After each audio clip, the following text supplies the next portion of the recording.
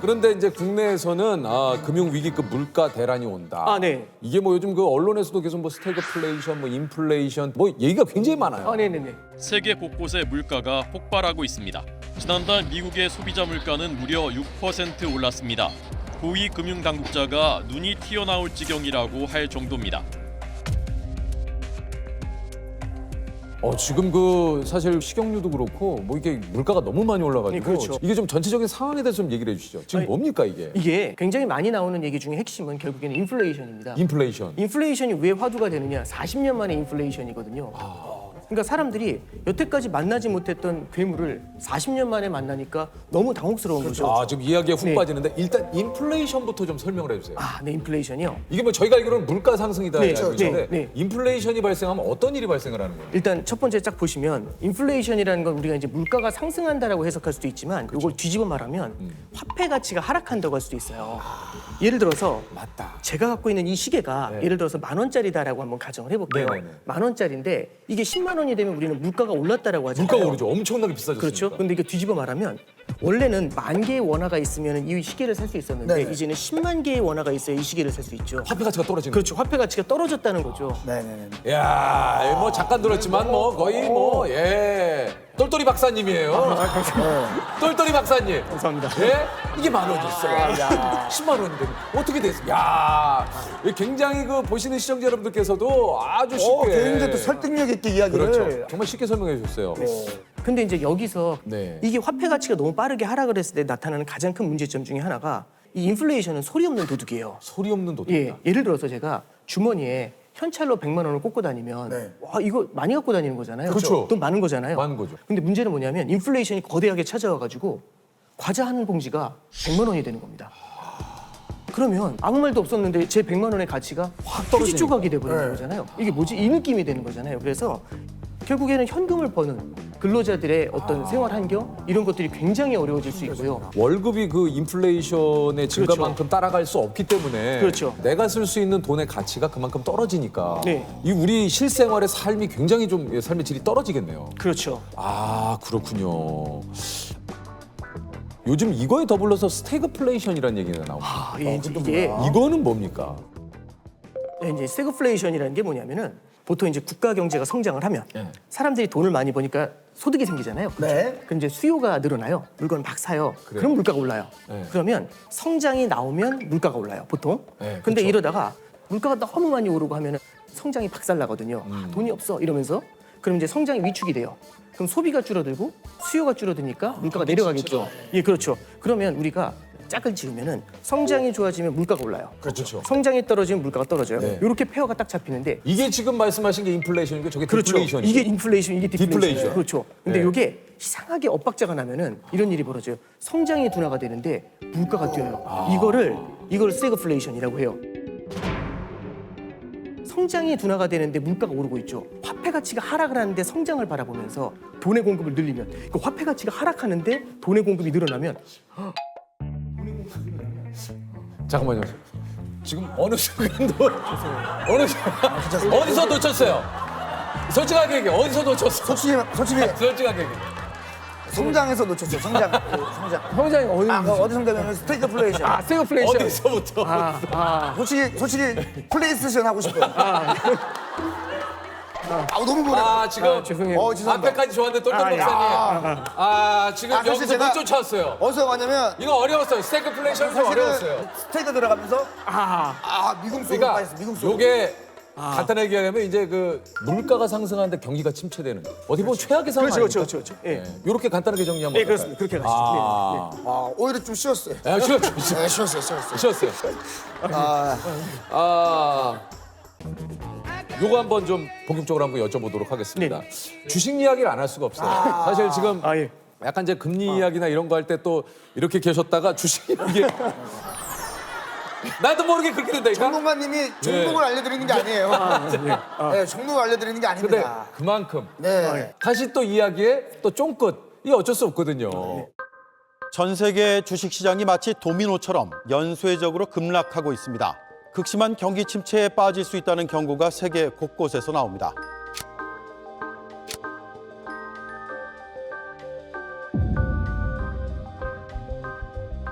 일단은 뭐 그냥 간단하게 말씀을 드리면 이게 시장이 워낙에 불확실성이 너무 커요. 불확실성이 저변에 깔려 있잖아요. 이렇게 됐었을 때는 추세적인 상승이나 이런 게 나타나기가 쉽지가 않아요. 최근 같은 경우가 참 답 없는 얘기들이 많이 나오는 이유 중에 하나가 첫 번째는 러시아 우크라이나 사태. 일단 예측이 안 되잖아요. 예측이 안 되죠. 얘네들이 산유국이고 그다음에 곡물을 수출하는 국가들이에요. 그러니까 여기서 전쟁이 터지니까 물가가 굉장히 많이 뛰잖아요. 그게 아까 전에 말씀드린 것처럼 인플레이션을 자극을 하고 있는 겁니다.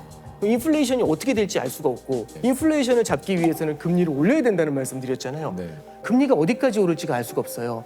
그러니까 예측하지 못했었던 일들이 계속 일어나니까 시장이 계단식으로 하락을 하거든요. 그래서 이런 원인들 있죠. 안 좋은 불확실한 원인들 이런 것들을 모니터링을 하면서 조금은 기다려 보시는 게 지금은 좋을 것 같습니다. 네. 참 진짜. 자, 그렇다면 여기서 하나 더 의문점이 생깁니다. 자, 매수합니까? 제가 네. 굉장히 꺼내놔요. 굉장히 지금 들어가요, 지금. 지금 바로 갈 수 있어요. 지금 한 300만 원까지 살 수 있어요, 제가. 요즘 이제 투자하는 그 분들하고 이제 얘기를 하다 보면은 이제 이 질문이 제일 큰 것 같아요. 많아요. 이거 지금 이 질문이 많아요. 제일 많은 것 같아요. 네. 근데 사실 이렇게 좀 불확실성이 높을 때는요. 지금 많이 떨어졌으니까 들어가야겠다 이런 걸 예단하는 건 좋지 않은 것 같아요. 주식시장도 굴곡이 있거든요. 지금은 살까 말까 이런 것들을 고민하는 것보다는 살아남을 수 있는 좋은 기업인지 튼튼한 기업인지 이걸 바라보면서 지금 자기가 갖고 있는 포트폴리오를 다시 한번 냉정하게 보는 게 중요한 것 같아요. 사실 이게 좋은 주식이란, 좋은 기업이란 개인의 입장에서 그런 것들 정확하게 판단한다는 게 굉장히 네. 쉽지 않아요. 네. 그러니까 어떤 분은 가치주, 어떤 네. 분은 뭐 성장주, 그렇죠. 여러 가지 또 판단의 기준이 있잖아요. 전문이시거든요. 저도 모르게 조금 네네. 저도 모르게 얘기에 빠지다 보니까 저도 모르는 이게 유널리스트. 아침에 신문을 많이 보세요. 근데 저는 이제 첫 번째 생각하는 게 좋은 주식이 뭔지에 대한 그렇죠, 얘기부터 그렇죠, 좀 하는 게 좋은 것 같아요. 뭐냐면 좋다라는 게 지금 좋은 건지 아니면 앞으로 좋아질 건지를 보는 것도 되게 중요한 것 같아요. 투자라는 거는 결국에는 미래에 좋아지는 걸 반영해가는 게 훨씬 더 중요하다고 봅니다. 지금 좋은 건 이미 주가에 반영이 상당 부분 돼 있다고 봐요. 그래서 좋은 것보다는 좋아지는 기업을 찾는 게 포인트다라는 좋아지는 게 1번이고. 기업. 그렇죠. 지금 상황처럼 이렇게 불확실할 때에는 잘 버텨낼 수 있는 기업이 되게 중요할 때가 있어요. 그러면 그거를 좀 얘기를 해주십시오. 예. 그 잘 버티는 기준을 우리가 뭘로 보고 판단해야 되느냐? 그러면 잘 버틴다는 게 뭐냐면은 이렇게 금리가 빠르게 올라갈 때는 부채가 많은 기업들은 진짜 굉장히 힘들 수 있어요.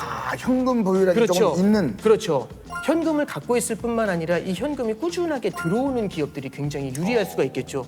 부채가 상대적으로 적고 그 다음에 현금 흐름이 양호하고 이걸 토대로 해가지고 투자를 할 수 있는 그런 기업들. 이런 기업들은 결국에는 미래의 성장을 가져갈 수가 있거든요. 예전에 강방천 회장님이 그런 얘기를 했어요. 그 주식을 사놓고 수면제 먹고 10년 자라. 주식을 사라. 그리고 바로 수면제를 먹어라. 10년 뒤에 깨어나야 10년 뒤에. 루프는 수면제를 먹었어요. 아니 그러니까 요거 어떻게 생각하십니까? 말씀의 의미는 이해가 되는 것 같아요. 예. 근데 이제 예를 들어서 상장 폐지가 되는 기업들도 있거든요. 그러니까 이제 자고 일어났는데 상장 폐지돼 있습니다. 그렇죠. 저는 그래서 이제 그게 꼭 10년이라는 시간을 딱 놓고 생각한다라기보다는 너무 샀다 팔았다 그렇죠. 이거에 굉장히 어렵잖아요. 그러니까 그런 거 잘못해서 따라가다가 고점에 들어가서 저점에 나오고 고점에 들어서 이렇게 되거든요. 왜 우리는 그럴까? 저점에 들어가서 고점에 나오는 게 아니고 고점에 들어가서 저점에 나올까? 그러니까 올라갈 때 산순간 내려가잖아요. 그래서 이제 너무 마켓 타이밍을 따라가는 것보다는 좋은 기업이라는 확신이 있다면 그걸 사고서 진짜 장마신 날 때까지 기다려라. 그렇죠. 그런 컨셉에서 말씀하셨을 겁니다. 꼭 그거 참 이상하게 내가 사면 내려가고 내가 팔면 올라가고 왜 그런지 모르겠어요. 그래서 좀 뭔가 좀 기다릴 필요가 있는 거죠. 네. 프로그램도 잘 되려면 어느 정도 좀 기간이 필요한데 바로 어떤 흥망성쇠를 원하면 그건 안 되는 그렇죠. 거죠. 예. 흥망선쇠를 원하면 다 거기 포함이 돼 있는 건데. 흥하고 망하고. 그러니까 이제 너무 흥하기만 해요. 죄송합니다. 좀 잘못 무조건 오늘 이 단어는 써야겠다고 생각을 했는데 잘못 썼어요. 이 단어를 무조건 써야겠다고 생각을 했어요.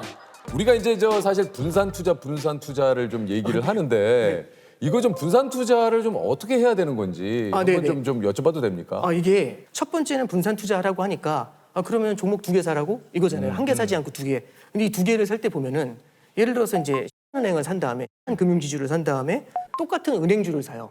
이런 건 사실 분산 투자라고 하기 어려워요. 그래서 약간 다른 움직임을 가져가는 그렇죠. 업종의 차이를 가져가는 그걸 뭐라고 하냐면 섹터 분산이라고 얘기를 합니다. 예. 그래서 첫 번째는 섹터 분산인데 문제는 뭐냐면 주식시장 전체가 흔들릴 때는 모든 업종이 다 떨어져요. 다 의미가 없죠. 그러면 이제 분산 투자의 의미가 상당히 퇴색이 될 수 있거든요. 그래서 두 번째는 자산 분산이라는 걸 해야 됩니다. 그 자산에는 주식이랑 안전자산인 채권 이거를 분산 투자하는 걸 자산 분산이라고 합니다. 근데 주식과 채권이 또 동시에 깨지는 때가 있어요. 그게 올해 같은 케이스예요. 올해가 뭐냐면 금리가 뛰면서 주가가 빠져요. 맞아요. 이런 장이 가끔씩 옵니다. 지금 스태그플레이션 이런 장이 가끔씩 와요. 그래서 이런 때를 또 대비하기 위해서 대안자산이라는 게 있습니다. 대체 투자 자산이라는 건데요. 이 대체 투자 자산에는 뭐가 들어가냐면 원자재 투자라든지 금 이런 것들이 이제 들어가게 되죠.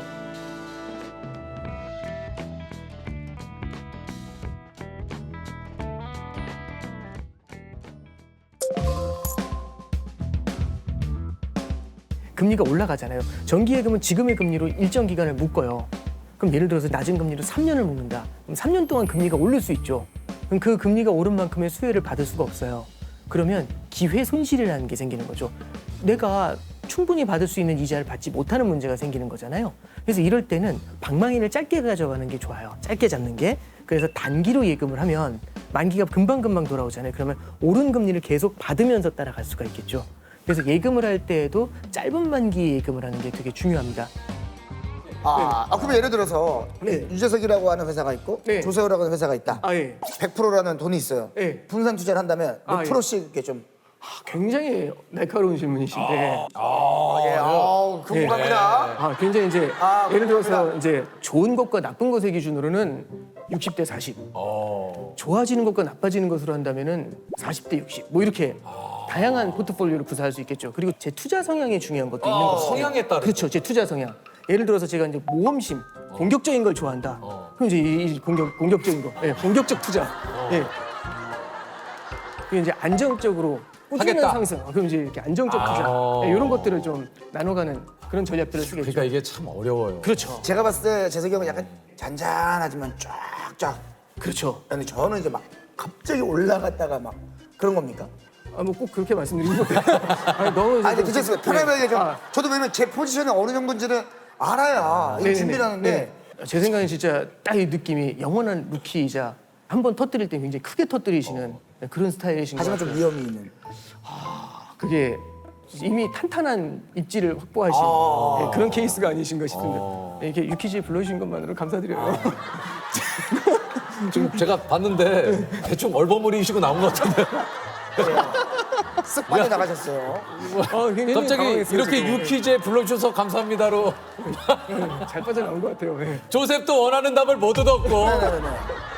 우리 투자자 선생님도 한껏 진땀만 흘리다가 나오죠. 약간 뭐 아